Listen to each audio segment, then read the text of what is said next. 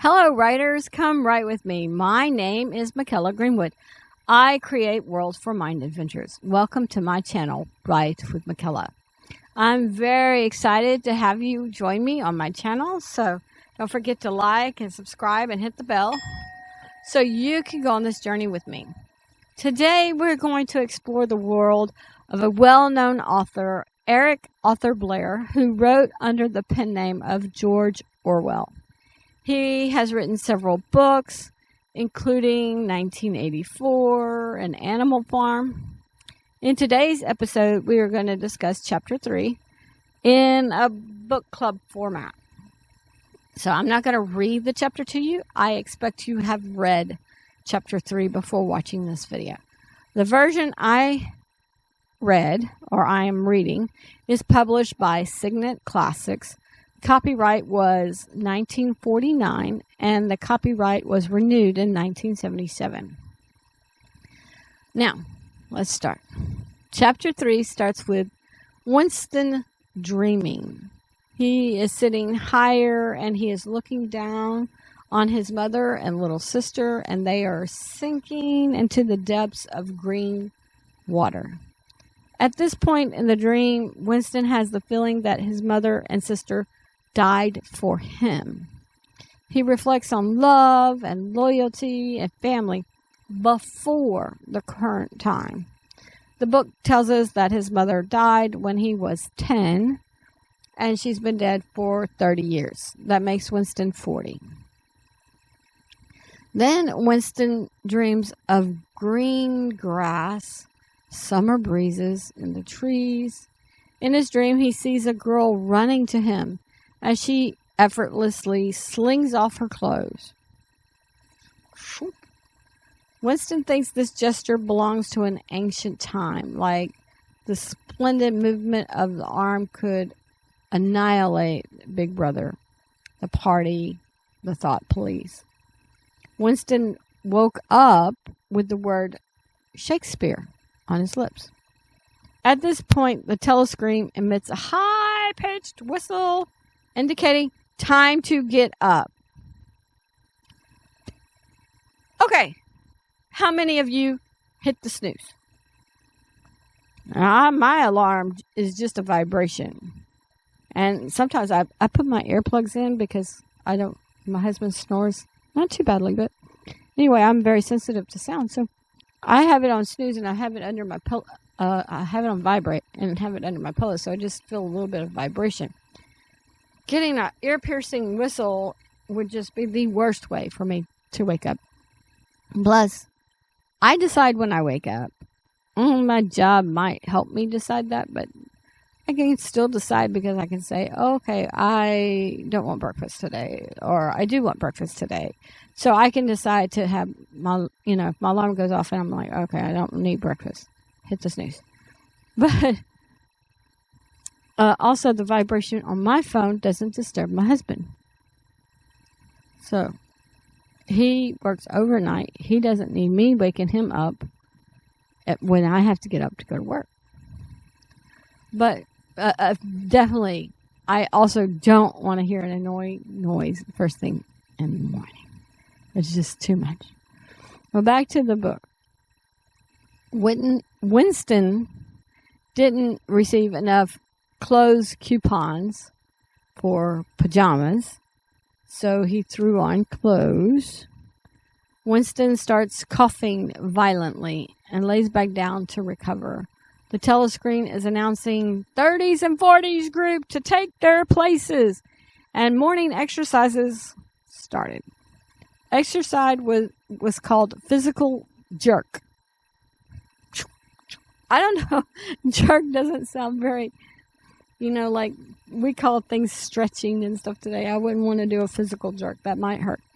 And one should reflect on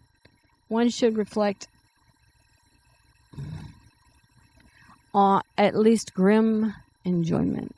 You woke me up and you want me to enjoy this? No. Okay. I've already mentioned some of this. Physical jerk sounds painful to me, and that wouldn't encourage me to participate.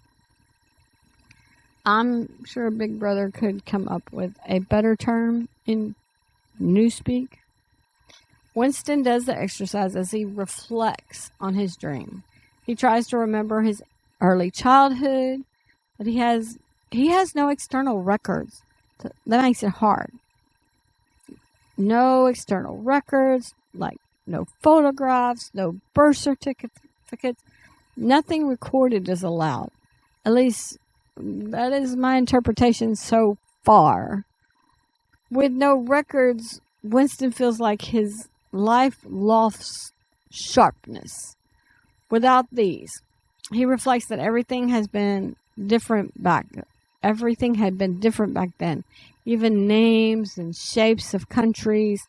England or Britain were now called Airstrip 1. Winston felt there had been peace in his early childhood, but he remembered a raid where his father took him down deep in the earth to a tube station. But since then, Winston only remembered war, and war had been continuous. Winston recounts what he knows of the current war and current alliance,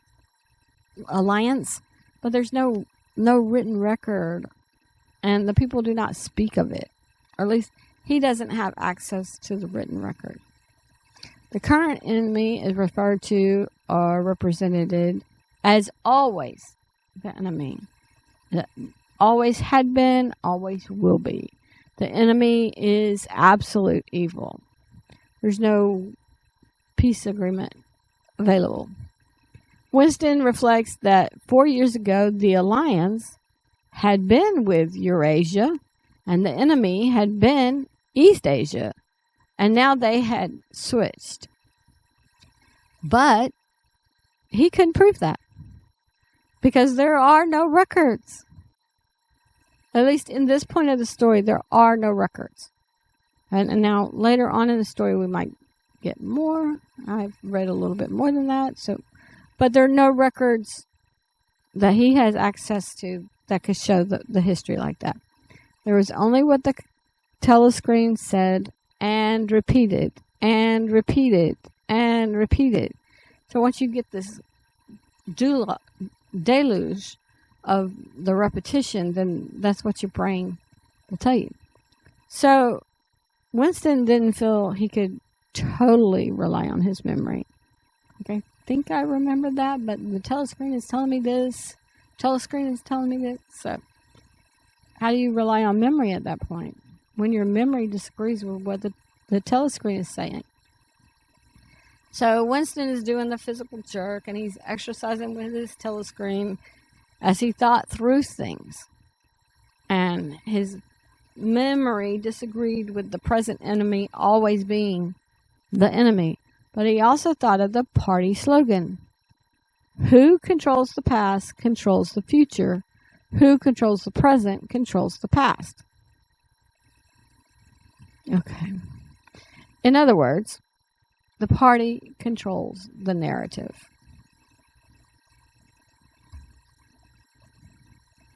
Including what happened in history. Newspeak called it reality control or doublethink. So exercise breaks. Winston breathes and thinks of what he knows from his life and what he knows that the party tells him. The two things contradict each other. But he keeps both in his mind, and he keeps them separate. So he answers the party or Big Brother correctly when he's asked about things. Exercise continues. And Winston continues to ponder some obvious lies. Then the voice on the telescreen yells at him, specifically calling his name and his number. The voice says he's not trying his best at the exercise. Winston couldn't let his face betray him. He couldn't show dismay or resentment. A single flicker of his eyes could give him away. So we have books and courses on how to read somebody's face, if their eyes go up this way, their eyes go up that way, their eyes roll, their eyebrows go up, their, all these things that we have. Can you imagine trying just to, not have your face do anything? So a single flicker of the eyes could give him away. So the telescreen instructor calls him out as she demonstrates the correct way to do the toe touch and reminds everyone of their troops fighting for them and what the troops are going through. Then she has them touch their toes once more. And that is the end of chapter 3. In this chapter, we can see how Winston is stealing some time to think. He's not supposed to be thinking. He's supposed to just be obeying, but exercise can be redundant monotony. You're touching your toes, or you're doing jumping jacks, or you're walking, or you're running, or like I ride my bike every day, so I'm riding my bike, and I'm recording this February 26th, and that is my anniversary. Today will be day 1 of year 6. Anyway, exercise can be redundant monotony. Redundant. But when I'm riding my bike, I can do my audiobook. So I don't have to pay attention really, because I know I'm in my neighborhood. I know the streets. I know the route. My bike could ride it by itself probably. So I can just listen to the story. I have to be aware of I only have one earbud in. The other one's out. I have one, not this one or this, either one. And I listen for cars and stuff like that. And I can pause the audio if I need to. So, but this redundant monotony is actually why I have trouble line dancing. Right? You get into the routine, but you're facing this way and you're facing that way and you're doing the routine. But then you fade into your own mind, and before you know it, you're not keeping time with the other dancers. You're not doing the steps in the proper order or whatever.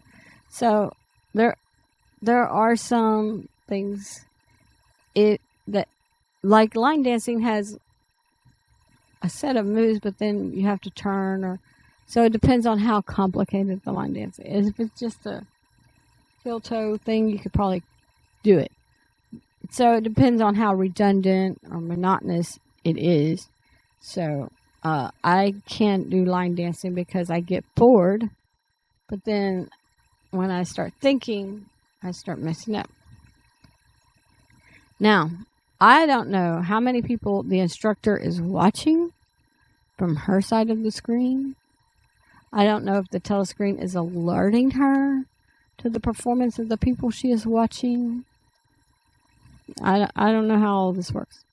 But what I can tell you is that if I were Winston, I would not be having a good morning. So leave a comment on your alarm. Do you have sound or vibration? Do you hit the snooze? Do you jump out of bed into your clothes and do exercises? Do you roll out of bed and brush your teeth and shower and go to work and then exercise in the evening? What's your routine? So, did I just say that? Leave a comment on if you exercise first thing in the morning. I have a few exercises I do that I'm supposed to do in the morning. I don't always do. I've fallen off that wagon for right now. But I ride my bike every day. But the bike ride could be in the morning, it could be in the evening, it could be in the middle afternoon. And it varies depending on the weather. It depends on if I'm working, if I'm dancing. So I do my bike ride every day, but I don't always do it in the morning. So leave a comment, list an exercise or two that you do every day, and when in the day do you do it. Leave a comment on if you have a personal coach to tell you if you are not doing the exercise correctly, or do you just exercise on your own. Leave a comment on if you would try to remember history as you lived it. Or would you just remember whatever Big Brother told you at the time? Also, leave a comment on if you have significant dreams. Now, some people say that we dream every night. If we get into the REM sleep, that's when we're dreaming. We dream every night. We just don't remember it. So, I guess leave a comment on if you have significant dreams that you remember. I hope you enjoyed the third chapter of 1984. Remember, reading is good for writers. It helps us see how other people create their worlds. So go read chapter 4. Join me Friday for chapter 1 of our new story, Elementals. Join me Tuesday for jargon and adding to your cave story. Join me Wednesday for chapter 4 of 1984. Leave a comment on if you have an idea for a writing prompt or a term you would have me discuss, or your favorite term so far. There are so many words and ideas. Or you can leave a comment on the next book club book for us to read together. My thoughts are Lord of the Flies by William Golding, and I have the book already purchased. Let's see if I can get who. Probably have to put on my glasses to see who the publisher is, but this is what my copy looks like. And I'll start that after 1984. Don't forget to visit my website by Michaela.com, read some character bios, send your writings and chapters to writewithmichaela@gmail.com. Leave comments down at the bottom. Leave comments on your favorite characters. If you hit the like and the subscribe and the bell notification, then we will continue to write together, and other people will have a higher chance finding this video and this channel, since your likes will push the video out to a greater audience. Thank you for joining me today. I really appreciate your participation. If you know someone who would like this video, please share it with them. And that's the little arrow that goes to the side. I guess for you it might look like this. Anyway, hit the arrow, and then you could send it in an email, or you can send it in a text, or you can send it to your Facebook, or you can send it to your LinkedIn or whatever. So share it with people, and if you think they would like it, thank you for doing that. This is Michaela. It's Write with Michaela. Bye for now.